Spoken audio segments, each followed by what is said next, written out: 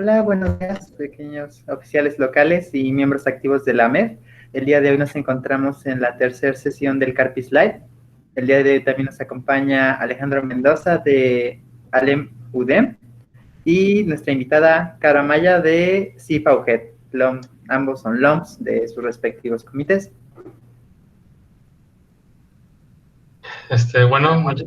Buenos días a todos los que nos están viendo, especialmente a los que están haciendo el Carpis. Y pues bienvenidos a esta, como ya dijo Eliezer, tercera sesión del Carpis Live, correspondiente a las sesiones B1 y B2.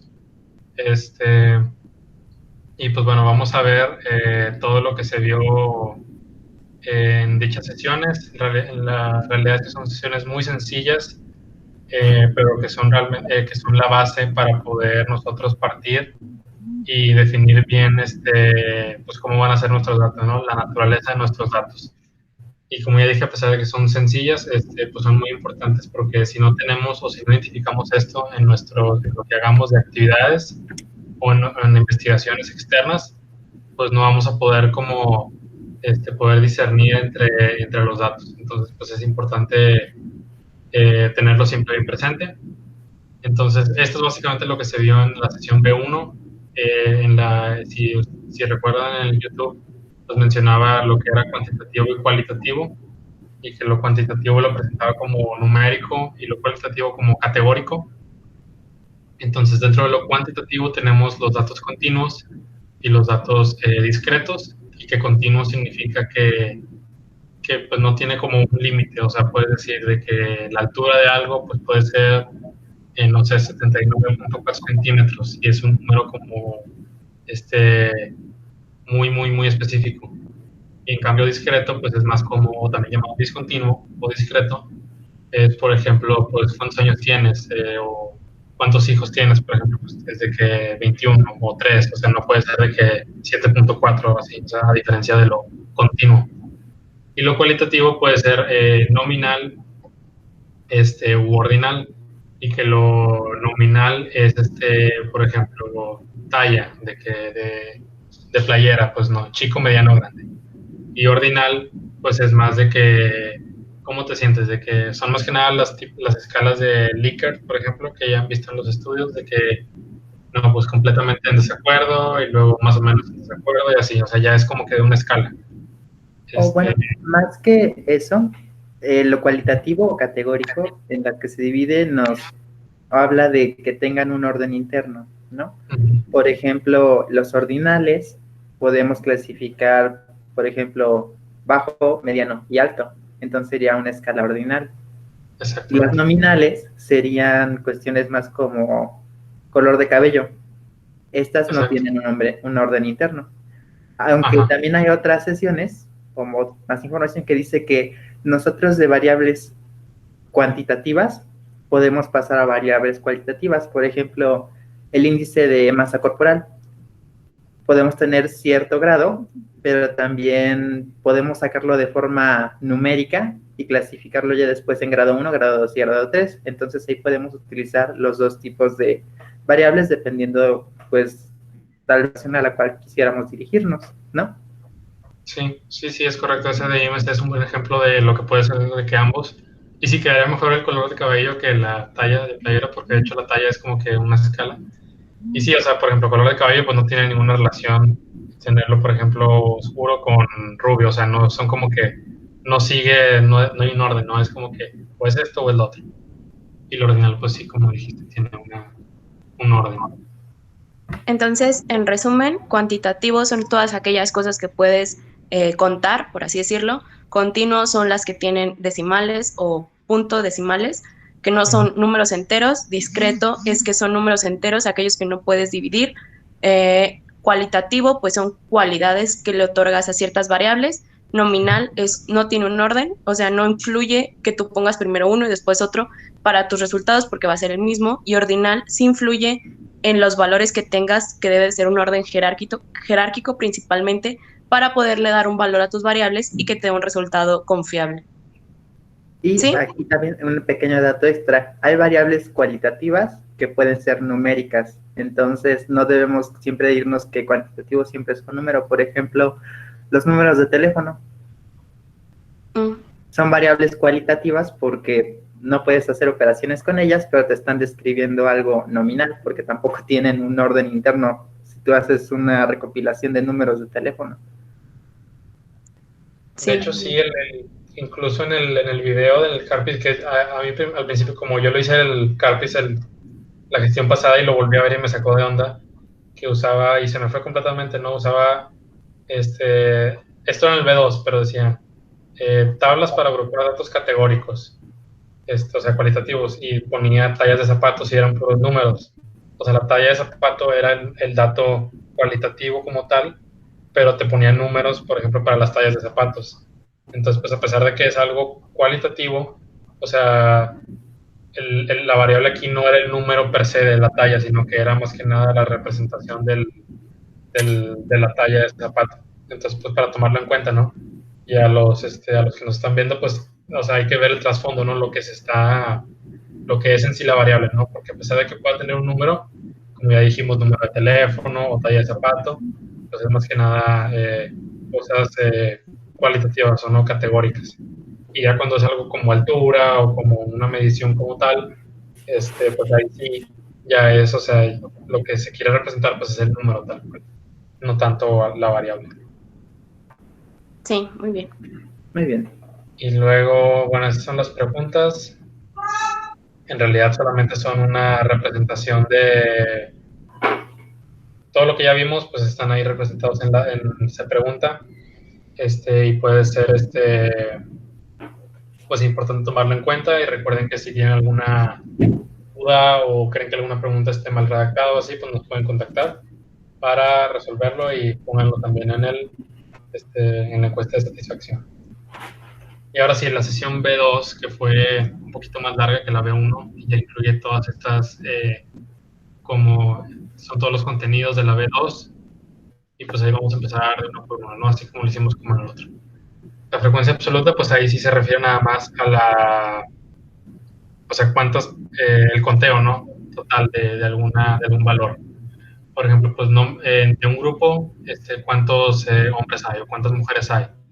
Y si es un grupo de 100, pues si hay 18 hombres, pues es 18 sobre 100, ¿no? Es una frecuencia absoluta. Que diga, no, perdón. La frecuencia absoluta es nada más el conteo, o sea, el puro número, 18.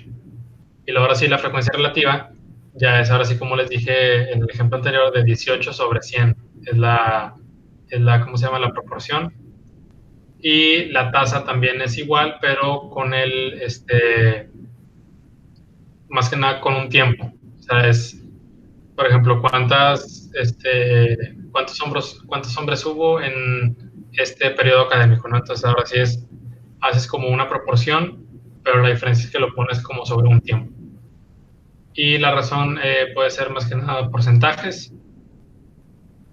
Y después tenemos tablas para describir variables categóricas, que de ahí es donde saqué yo lo que les dije de la talla de zapatos, que me sacó de onda. Y ahí lo ponían en tablas de contingencia, lo ponían en estratificación, que eran tablas muy ya especializadas y que son para representar más que nada datos como que muy complejos, los puedes agrupar ahí y ya no se ve tan como disperso, ¿no? Todo. Después los gráficos, que son gráficos por sectores y barras. Sectores creo que era el que le llaman aquí como de pastel. Bueno, sí lo conocía yo antes, pero pues se llama sectores. Y ahora sí medidas de tendencia central, que es media, moda y mediana. O sea, la verdad es que cuando lo pueden ver, pues ya, esto es de primaria, ¿no? Pero ahorita vamos a ver una aplicación ya práctica a todos los que nos están viendo. Una aplicación muy real de cómo se puede usar todos estos datos para un estudio, ¿no? Medidas de dispersión, que es el mínimo, máximo, rango y desviación estándar. Medidas de posición, que es el valor de z, cuantiles, y el rango intercuartílico, que es más que nada para ver o sea, para ubicar tus datos dentro de un conjunto. El valor de z, pues es para datos que tienen distribución normal, y luego ya los demás, cuantiles y rango intercuartílico, es para los que no siguen distribución normal, pero igual, o sea, es para ver, por ejemplo, si tienes un valor tal, pues tienes que encontrar dónde está ese valor ubicado dentro de un conjunto de datos, y ahí ves, pues no, está dentro del percentil 75 y así.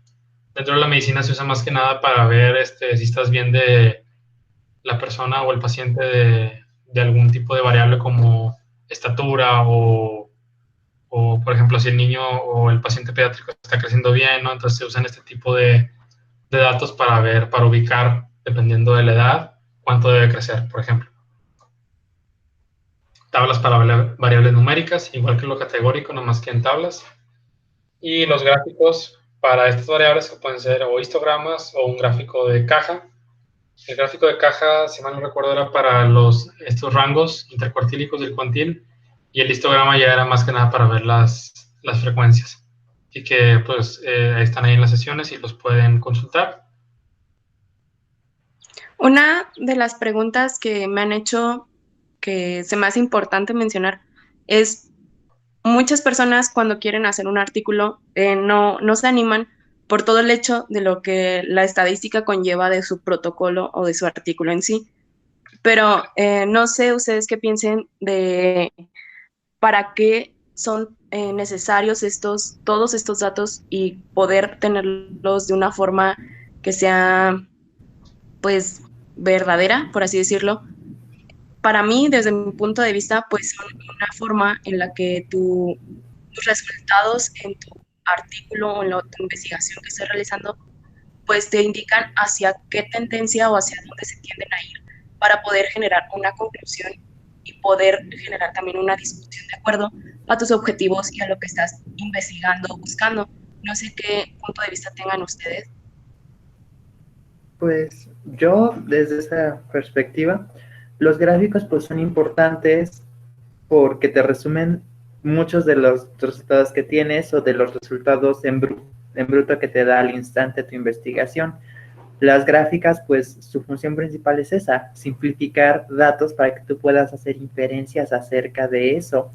Un pues, buen gráfico debe de explicarse por sí solo. Cuando yo llevé estadística con una doctora muy buena, me dijo eso de que primero tienes que ver qué variable tienes para que después, a la hora de hacer tu buen gráfico, la gente pueda observarlo y con solo ver el gráfico, pues puedas saber pues los resultados o hacia qué está tendiendo tu investigación o si se cumple.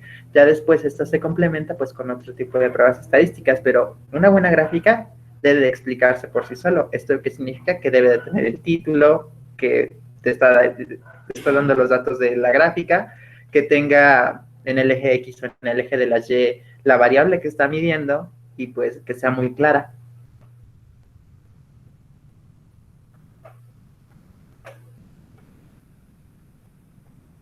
Sí, yo también concuerdo con Yeser de que es importante pues que los datos que tengamos se expliquen por sí solos, y que pues también, ¿no? Una parte muy importante a la que haces alusión es de que pues pedir, por ejemplo, asesoría, ¿no? Si no comprendemos algo o así, pues precisamente para esto están disponibles los videos y también nuestros profesores que nos pueden ayudar. Pero pues aquí de parte de DESCOM pues es como importante, ¿no? También explicarles pues todo lo que pueden encontrar de los datos, y que pues hagamos la reflexión, ¿no? De establecer, por ejemplo, de nuestros protocolos y de nuestras actividades y así, o investigaciones que hagamos, ¿no? Pues qué esperamos encontrar para poder ordenarlo de la mejor manera. Y en cuanto a la aplicación del tipo de estudio y todo eso, pues aquí ahorita les vamos a enseñar precisamente cómo podemos de qué esperar o aplicar ya más bien la estadística para una prueba para un estudio que tengamos ya muy específico. Entonces me gustaría saber, voy a prender mi cámara, pues tomar como ejemplo, ¿no? Para establecer ya como un escenario ya muy concreto. Pues un ejemplo que se me ocurre a mí o que lo he pensado puede ser, no sé, la medición AMEF, que es un tipo de protocolo que se hizo la gestión pasada a nivel nacional, como ya sabemos, y se obtuvo un conjunto de datos, ¿no? Y pues se les va a hacer estadísticas. Ahorita el protocolo, según entiendo, sigue en proceso, pero pues ya podemos establecer el tipo de información que se obtuvo, ¿no? Porque no nada más fue nada más tomar la presión, sino que había un conjunto de de datos que se obtuvieron, ¿no? de los pacientes. Y ahorita, si me permiten, voy a ver cuáles son esos datos para poder precisarles qué era lo que se vio.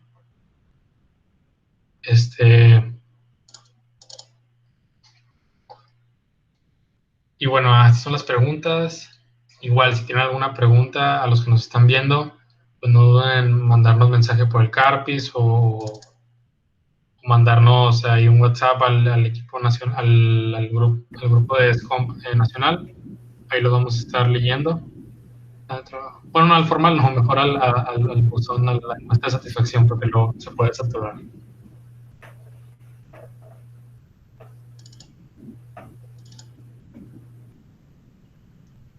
Ahí va, en el cuestionario de la medicina no nada más se les tomó la presión arterial, sino que, por ejemplo, se les preguntaba, aquí lo tengo, de hecho lo voy a poner. Ahí se ve todo lo que... Sí. Sí. Okay. Por ejemplo, este es un protocolo que se hizo y ahí está. Podemos ver que tenemos muchos tipos de datos, más que nada dicotómicos, ¿no? De que sí, no, y lo de que... ¿Cuál es el origen étnico? Ahí está un ejemplo de, por ejemplo, una variable cualitativa, nominal, ¿no? O sea, que si es blanco, negro, asiático, sudasiático, entonces no tiene nada que ver uno con el otro, no hay un orden interno. Y ahí está, por ejemplo, el peso y la altura, pues son cuantitativas, continuas, ¿no? Porque es un peso, puede ser un peso muy específico y la altura también puede ser un valor muy con punto decimal, así como dijo Caro, por ejemplo, ¿no? Y entonces, bueno, a partir de esto, ¿qué es lo importante? Entonces, de los datos que generemos, va a ser importante para ver el tipo de estadística que vamos a hacer. Y ahorita ese es el tema que vamos a ver ahorita, como para integrar las sesiones B1 y B2, ver cómo elegir la prueba estadística correcta. Este tema se me hizo muy importante porque no está tal cual en el CARPIS, en las sesiones de bioestadística, pero es algo que ya es muy concreto y es muy específico y lo podemos aplicar para alguna actividad de la MEF que queramos publicar o para una investigación externa, ¿no? Pues saber qué esperar, ¿no? Y cuando estemos leyendo un artículo y veamos un nombre de alguna estadística que hicieron, pues ya saber por qué lo utilizaron, ¿no? Por lo que ahorita vamos a explicar. Entonces, ¿qué necesitamos saber para elegir la prueba estadística correcta? Pues 3 cosas más que nada.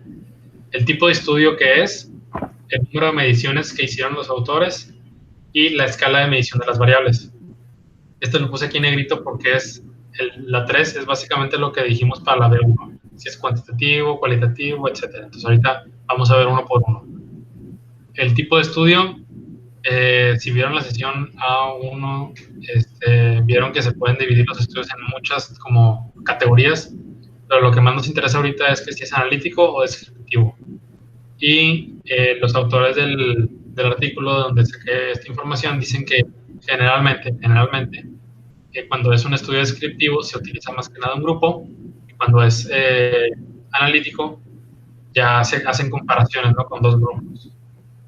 Y si esos grupos son dependientes o independientes, que es más que nada se relaciona con el punto que sigue, que es el número de mediciones. Por ejemplo, que supongamos que hay un estudio en donde se les administra un fármaco a unos participantes, y en un grupo o en un estudio, por ejemplo, hacen una medición al basal y luego a los 4 meses. Entonces es un tipo de medición basal y final. O si, al contrario, si hablamos de mediciones periódicas, quiere decir que se hacen mediciones mensual por los 4 meses. Entonces, como esa distinción. Y luego, ahora sí, la escala de medición de las variables, pues es así, copié como estaba la sesión B1 y la puse aquí, porque es lo que explican en ese artículo. Entonces, pues eso se toma muy en cuenta para ver el tipo de prueba estadística que se le hace a un protocolo de investigación. Entonces, ahí, antes de que los que nos están viendo, antes de que de que pueda haber como alguna confusión, ahorita voy a explicar bien toda esta gráfica. Entonces, no sé si se le puede hacer zoom, porque creo que no sé. Bueno, ahí está, espero que sea mejor. Entonces, el objetivo del estudio se desprende del diseño. Entonces, si es un grupo, dijimos que iba a ser más que nada, principalmente, descriptivo. Entonces, como es descriptivo, a eso se le hace estadística descriptiva, que ahorita la vemos en la siguiente diapositiva. Y son dos o más, pues es más que nada un estudio analítico. Entonces, a estos tipos de protocolos se les hace estadística descriptiva y también la estadística inferencial. Y la estadística inferencial se divide más que nada en estadística paramétrica y no paramétrica. Y ahora, ahí vamos a detenerlo. En la estadística, a ver si le toca estadística paramétrica o no paramétrica, se tiene que ver el tipo el punto 3 que explique el de qué tipo de datos son, la escala de la medición. Y aquí, como pueden ver, si es un estudio con variables cuantitativas continuas, ya ahorita ya explicamos bien qué es eso, y tiene distribución normal, que sigue la campana de Gauss, que se explica en la sesión B2, ahí se le hace estadística paramétrica.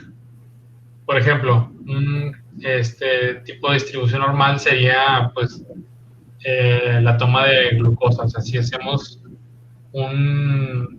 le tomamos a una población heterogénea de 100 personas su glucosa ¿cómo se llama? Capilar, esperamos que la mayoría de las personas pues tengan su glucosa en un punto, que una mayor cantidad de personas tengan la glucosa en un punto.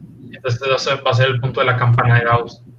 Y la mayoría, al revés, menor cantidad de personas van a estar en los extremos. Entonces eso es la distribución normal y eso se replica para muchas variables biológicas.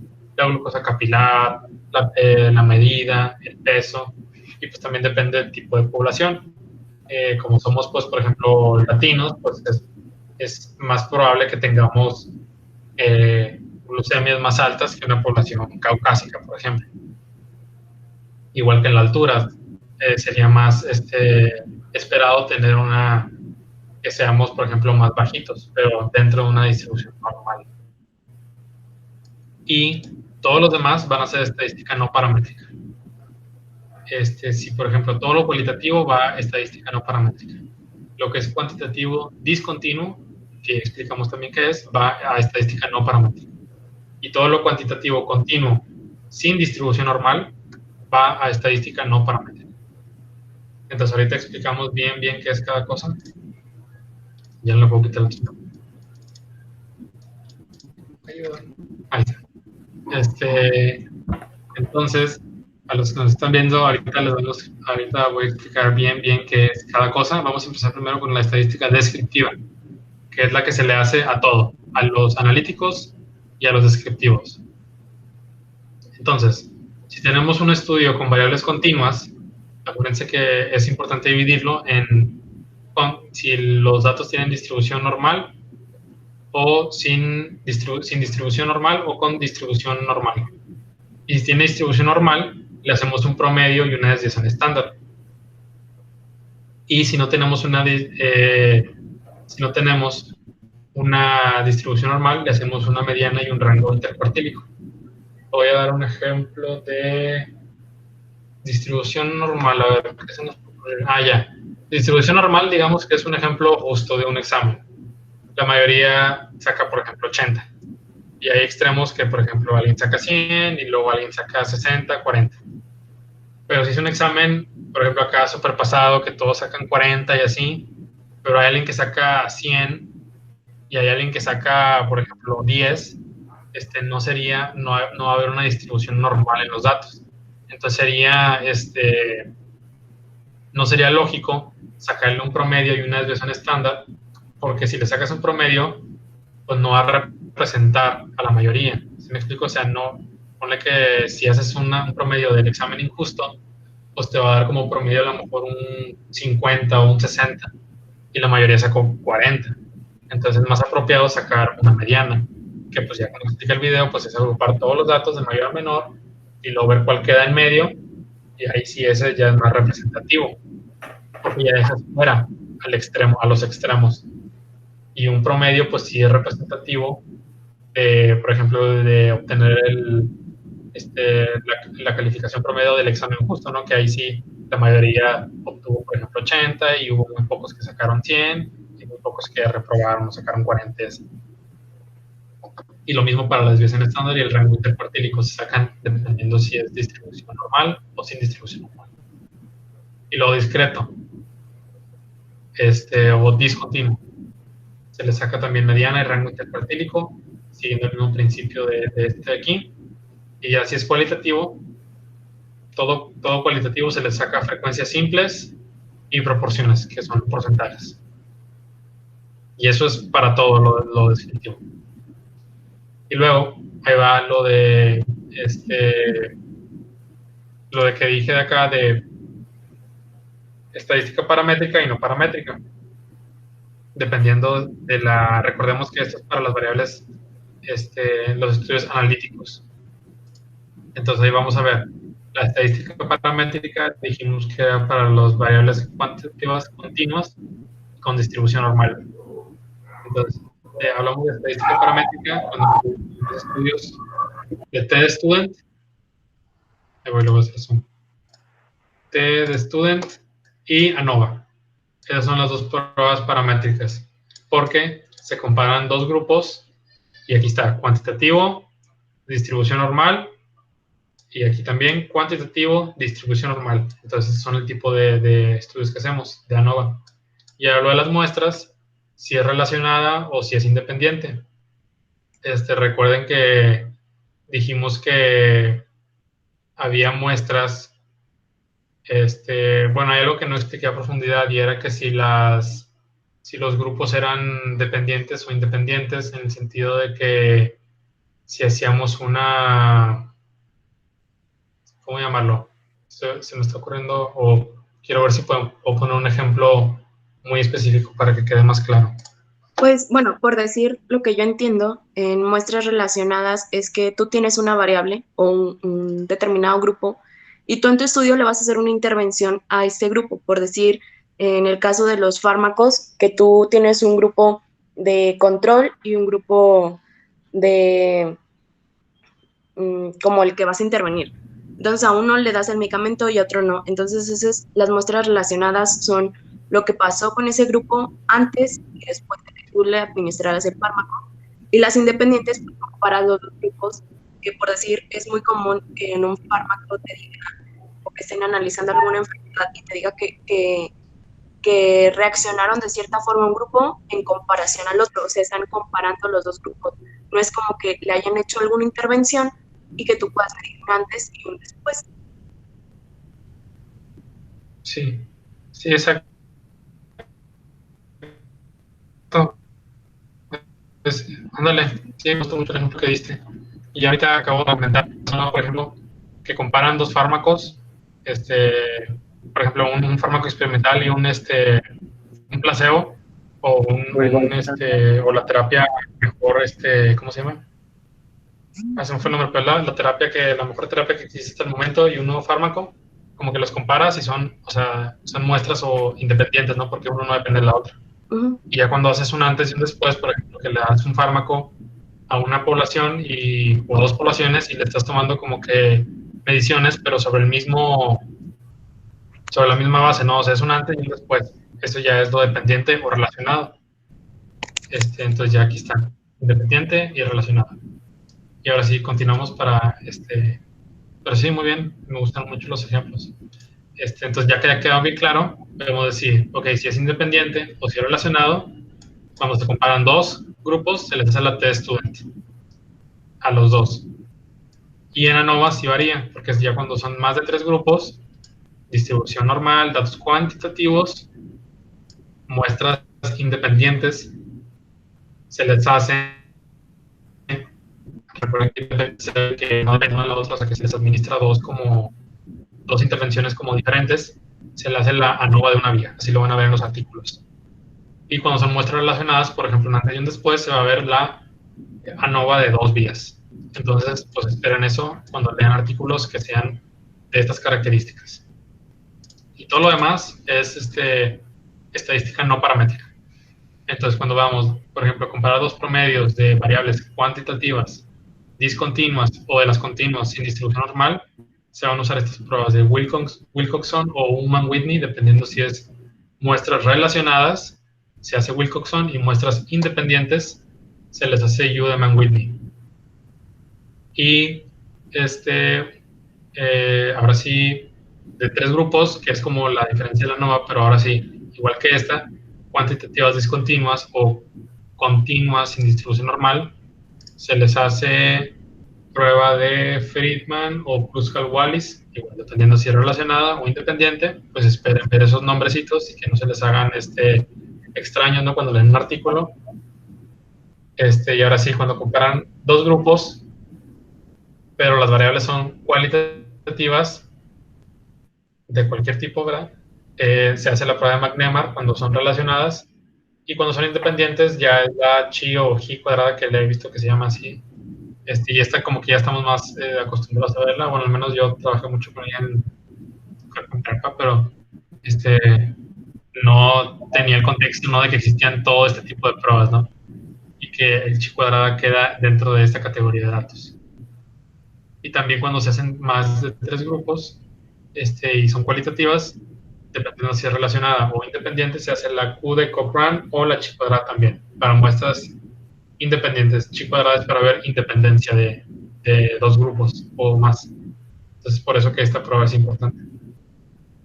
Y ahora ya dejando de lado todo esto de comparación, ahora hablamos de correlación, y depende aquí ya el tipo de datos, si son cuantitativos y distribución normal y de muestras independientes, porque pues no podemos tener una correlación de cosas que se relacionan, ¿no? O sea, cuando buscamos correlación, pues son de 2 cosas, ¿no? O sea, si dormir bien, si durmiendo bien tienes, o el tipo de número de horas que duermas, tu desempeño en los exámenes, por ejemplo, no son 2 cosas como diferentes. Entonces busca correlación, y si son variables cuantitativas, distribución normal se hace el coeficiente de Pearson, de correlación de Pearson. Y si es discontinua o continua sin distribución normal, se hace el coeficiente de correlación de Spearman. Entonces ahí para que vean el tipo de pruebas, ¿no?, que se puedan esperar en estos artículos, dependiendo de todas estas cosas que ya dijimos. Y lo importante aquí no es ver como que, porque en realidad hay una teoría bastante pesada, ¿no?, acerca de cada una de estas pruebas. Entonces, pues incluso cuando leí este artículo y otros, donde saqué aquí esta información, es que decía que muchas veces los investigadores, o sea, no es necesario que sepan toda esta teoría, ¿no?, de bioestadística, ¿no?, de cómo es la fórmula de un McNemar o de un Friedman, ¿no? Pero es importante saber, a partir de nuestros datos que generemos de nuestra investigación, saber qué prueba vamos a hacer para decirle al bioestadístico, no, pues vamos a hacer este tipo de prueba porque son estos datos, ¿no? Entonces, pues es saber tus datos, ¿no?, y saber lo que vas a hacer, no tanto la estadística detrás de esas pruebas. Aquí está la referencia. No sé si tengan algún comentario o alguna, Caro o Eliezer. Pues no, complementando lo que acabas de decir, la verdad estoy muy de acuerdo en que no necesitamos conocer realmente cada una de las fórmulas o de las pruebas que se van a requerir, pero sí saber qué datos o qué tipo de investigación, qué tipo de estudio, cuántos grupos tenemos, cómo lo vamos a medir de nuestro estudio, y tener conciencia de cómo qué vamos a utilizar nada más para, pues, introducirlo al programa y que sea más fácil, porque no necesariamente tenemos que hacerlo a mano, porque a veces es como que mucho miedo el que nos da de que, pues, cómo lo voy a hacer o cómo voy a medir o qué es estadística o así. Pero se trata como que de tener los términos generales para poder llegar a algo como que lo que queremos en específico.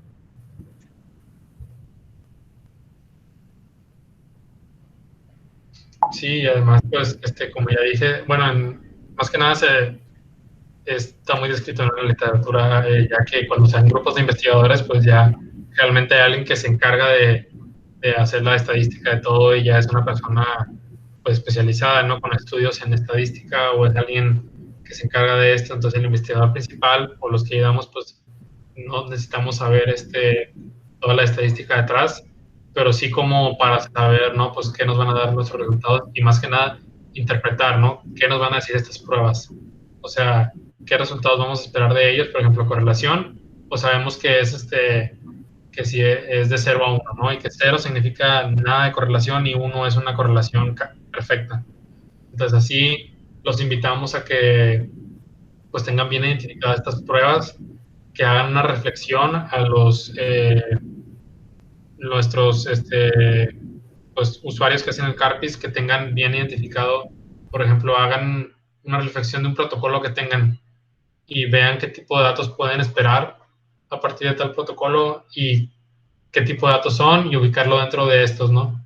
Para que se animen o en un futuro se acerquen a su oficina local de publicaciones médicas o a algún investigador externo y les digan, no, pues quiero ayudar en este estudio y ustedes ya sepan en su mente, ¿no? Que ya sepan que este tipo de datos, como es así, ya saben, pues les van a tener que hacer una prueba de Wilkinson o una NOVA o una test student, ¿no? Que ya sepan antes de que les pregunten lo que esperan, ¿no? Y así como que también le perdemos el miedo pues hay todos estos nombres no bien raros, quién sabe qué significan, ¿no? Es también perderle el miedo y ver que de algo bien sencillo como de que ver si es cualitativo o cuantitativo, se puede desprender pues algo ya un poquito más complejo, ¿no? De qué tipo de estadística usar, por ejemplo. Y es la finalidad, ¿no? De estos CARPIs, ¿no? Que nos acompañen y que a partir de lo que veamos aquí se puedan desprender dudas para protocolos de la MEF y para investigaciones externas que ustedes hagan. Bueno, pues Eliezer, no sé si tengas alguna, o en tu experiencia que ya ha sido LOMP, si hay, Pues, como recalcar lo que ya decían, nosotros, a mí me tocó llegar a hacer de estas pruebas estadísticas, pero a mí me tocó llegarlas a hacer a mano, entonces tenía como 40, 50 datos y ahí me tenía sacando la varianza y el promedio de cada uno. Pero pues en la realidad esto ya no se hace porque pues ya las pruebas estadísticas ya están. Y algo bueno de la investigación es que la investigación siempre es algo multidisciplinario, ¿no? Y como ya dicen, siempre va a haber alguien que pues ya sea experto en bioestadística, pero tal vez que no sea experto en la interpretación de los datos de la variable que queremos medir. Entonces es algo muy importante. De hecho, ahorita estoy en 2 protocolos. Uno es de consumo de sal en Latinoamérica y otro es de salud mental en profesionales de la salud en COVID. Entonces es muy importante checar qué variables vamos a tener y pues sí, hacerlo pues más disciplinario. Y pues otra que creo que después podríamos usar también esa capacitación, el manejo de programas estadísticos, que es lo que también nos va a apoyar mucho más. Sí, exacto. SPSS y algunos otros que existen, ¿no? También. Pues bueno, yo creo que aquí llega a los que en esta edición del CARPIS Live y a los que ya asistieron aquí, a nosotros 3, pues les voy a pasar este artículo. Y al que quiera también les paso este artículo donde viene detallado, ¿no? Todo esto que ya explicamos de cómo elegir la prueba estadística correcta.